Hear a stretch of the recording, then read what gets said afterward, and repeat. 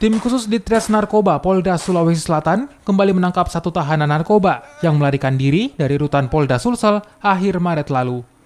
Pelaku terpaksa dilumpuhkan lantaran berupaya kabur saat dilakukan pengembangan barang bukti 17 saset sabu yang ditemukan saat dilakukan penangkapan.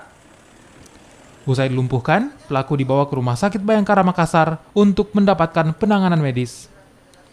Dengan tertangkapnya Wandi, total sudah 7 tahanan yang berhasil ditangkap. Sebelumnya, sebanyak 15 tahanan narkoba kabur setelah membobol tralis ventilasi jendela dan turun menggunakan kain sarung dari lantai 3 rutan Polda Sulsel pada 29 Maret lalu.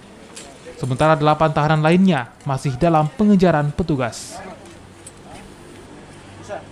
Oh ya, Wandi ini kan tertangkap ini adalah karena dia adalah tahanan lari kasus narkotika. Kemudian ditangkap lagi dengan perkara yang sama, narkotika, seperti yang saya sampaikan sebelumnya bahwa kan seharusnya Wandi ini menyerahkan diri, tetapi malah dia menjual bebasnya di luar, menjual narkotika ini. Begitu. Ada keterlibatan istrinya? Ya.